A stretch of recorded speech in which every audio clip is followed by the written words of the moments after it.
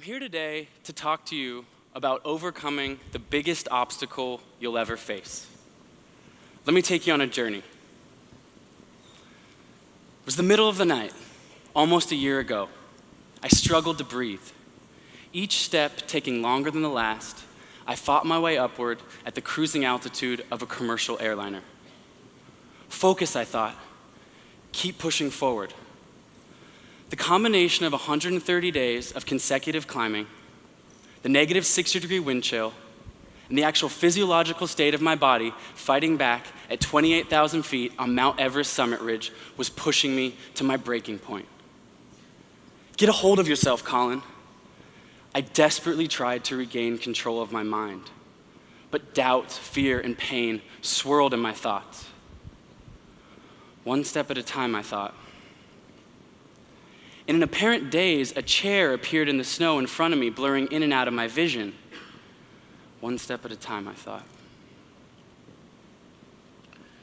These labored steps reminded me of steps I had taken before, steps that had given me a new lease on life, steps that would bring me to my knees, yet simultaneously teach me life's greatest lesson.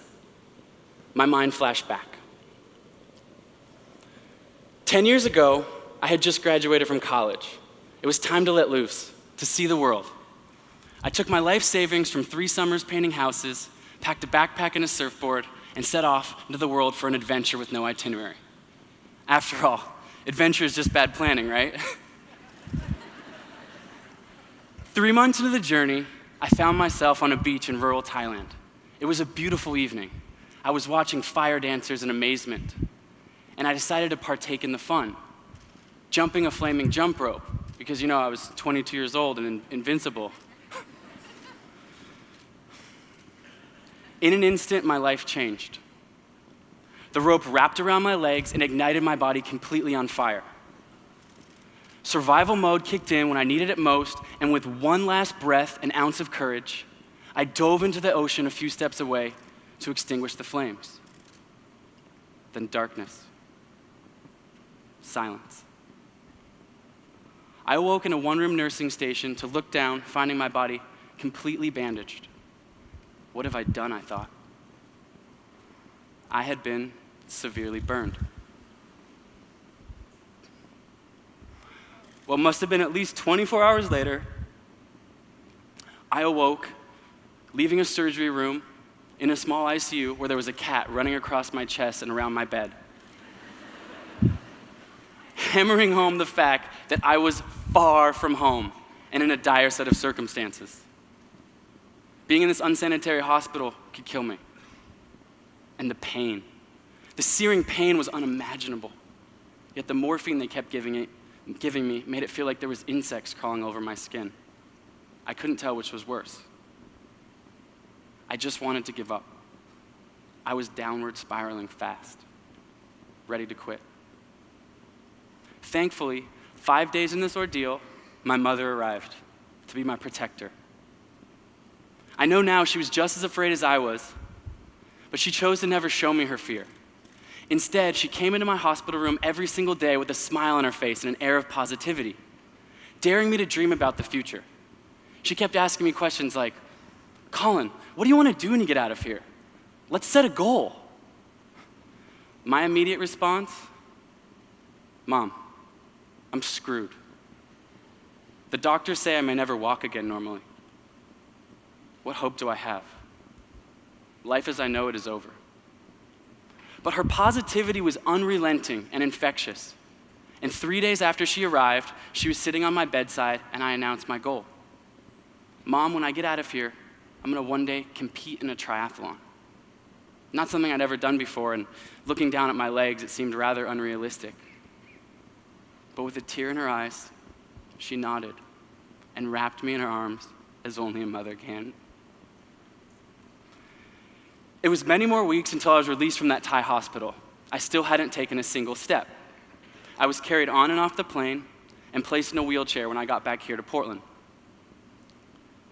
The next morning, I was in my mother's kitchen, and my mom said to me, "All right, Colin, now I know you've got this big triathlon goal, but today your goal is to take your first step. She then grabbed a chair from our kitchen table and placed it one step in front of my wheelchair. You need to figure out how to get out of your wheelchair and step into that chair. It took me 3 hours that day to work up the courage and strength to take that first step, but I did it. The next day, she had moved the chair 5 steps away, and the next day, 10. Each day, I could take a few more steps, until finally, after many weeks, I regained my ability to walk. And then one day, jog. Jogging felt like flying, but jogging was a far cry from running a triathlon. So for the next 18 months, I grinded with my goal in mind. And finally, a year and a half after my accident, it was time for me to take a shot at my dream. I showed up in Chicago to compete in the triathlon. I dove into Lake Michigan to swim the first mile. I got on my bike, rode 25 miles, put my shoes on, and ran 6.2 miles to the finish, crossing the finish line. I had done it. I had achieved my goal. And there was one more surprise in store for me that day. I hadn't just finished the race. I had won.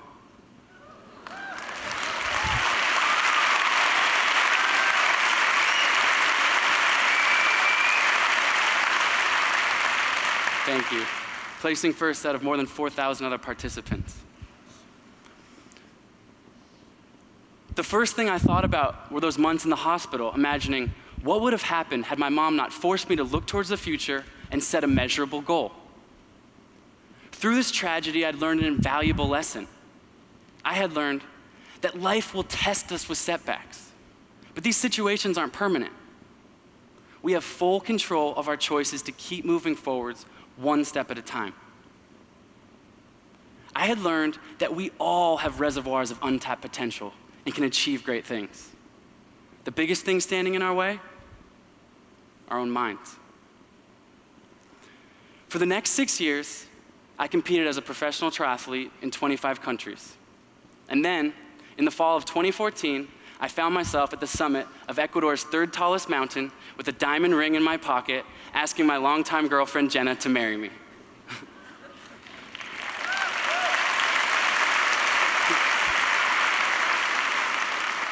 I don't know if it was the lack of oxygen to her brain due to the altitude, but she said yes. Awed and inspired by the mountains around us and wanting to set a goal larger than ourselves, we set a goal together. I would attempt to set a world record for the Explorers Grand Slam with the larger purpose of inspiring kids everywhere to dream big, to set goals, to live active, healthy lives. We coined our project Beyond 7-2. Now, the Explorers Grand Slam includes climbing the 7 summits, which is the tallest mountain on each of the 7 continents, as well as completing expeditions to both the North and South Poles. Fewer than 50 people in history had ever completed the Grand Slam, and I would aim to be the fastest. It took over a year of hard work for both Jenna and I to put our dream into reality, but finally it was time for me to leave on the adventure. Jenna, ever steady at the helm of the expedition logistics and running our nonprofit, I set off for the mountains. First destination, Antarctica. A tiny little plane landed me onto the frozen continent. The landscape was desolate and surreal. It felt like standing inside the belly of a ping pong ball, white in all directions.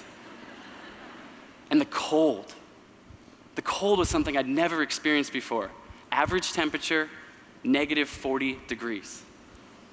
It was so cold that I took a cup of boiling water and threw it into the air, and it immediately turned into ice. After battling these extreme conditions, for the next week, I arrived at the South Pole. And from there, the journey continued onwards.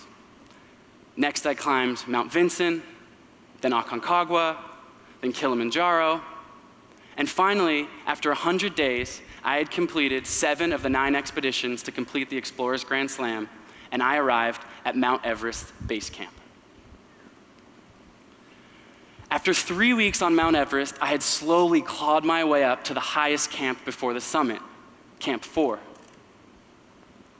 The muscles in my legs felt like ice, cold and hard.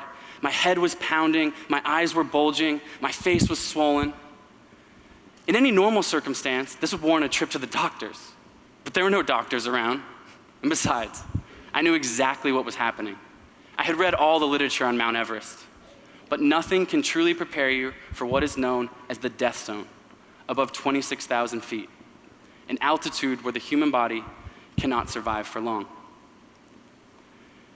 As darkness fell and the wind kicked up, I was exhausted and claustrophobic in my tent. I was scheduled to leave for the summit at midnight, and I was terrified. Doing the only thing I could think of to try to calm my mind down, I reached for my satellite phone and I called Jenna. And in an incredible moment of bravery, Jenna set aside her own justifiable fears and told me exactly what I needed to hear. She said, "Colin, people are going to summit Mount Everest tonight, and there's no reason you can't be one of them. Go inside your body and listen. Face your fears. I know you can do it."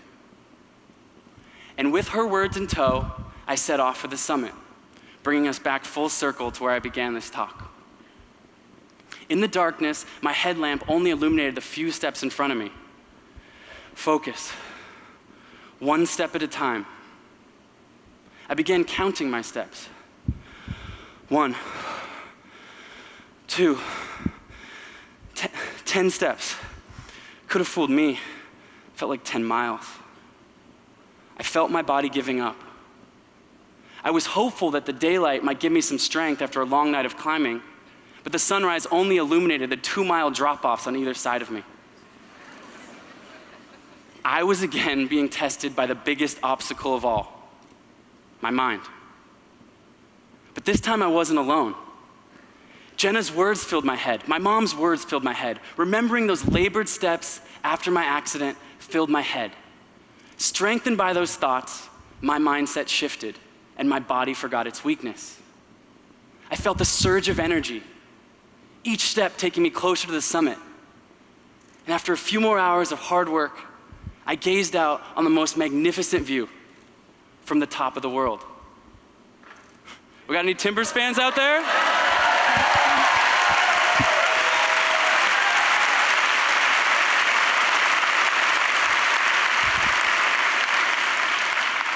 Of course, I had to bring a little hometown love with me up there with the timber scarf on the summit of Everest. After safely descending back down to Camp 4 and crawling into my tent, I reached for my phone again to call Jenna. "How are you feeling?" she said. "Whew, I'm exhausted, but I did it. No frostbite, no injuries, I'm good." She then said something I will never forget. She said, "Colin, I need you to put your boots back on." What? It had literally just taken me more than an hour to take my boots off and crawl back into my tent. She explained. She said she'd been doing some calculations back home, and it just so happened that if I get to the summit of Denali, my last mountain, in the next week, I could set not 1, but 2 world records.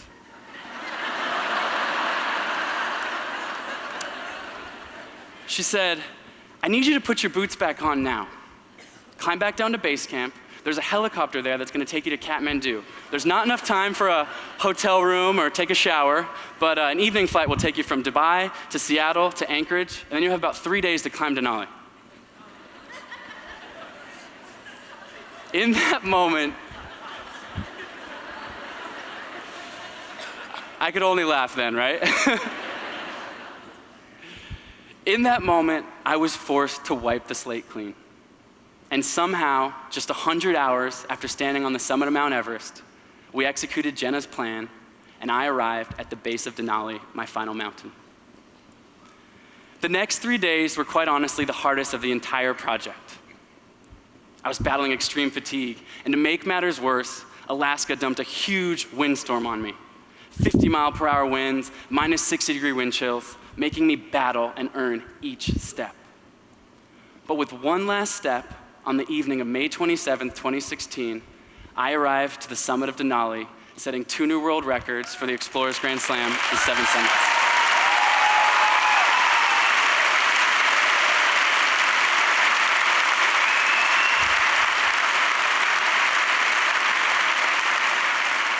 Thank you. Jenna and I together had accomplished our seemingly impossible goal. And even better, millions of kids were able to share in on the journey and the accomplishment with us via social media, sharing with us their own goals and their own dreams for the future.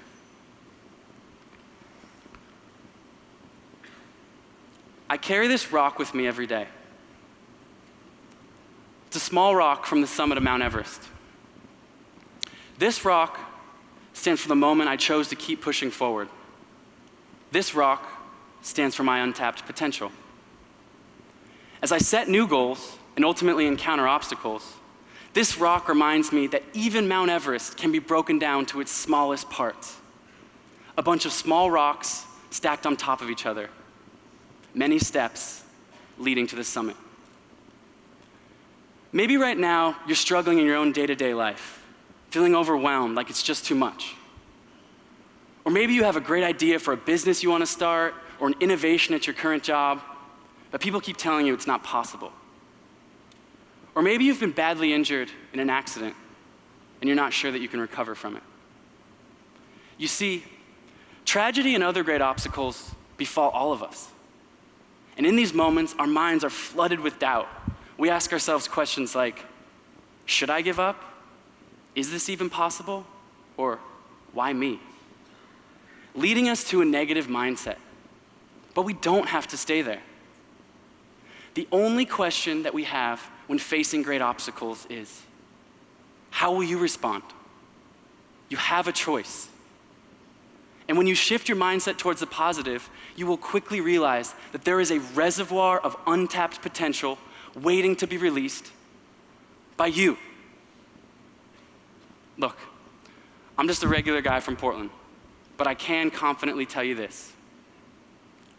Achievement is not for the select few. Achievement is simply for those who never quit.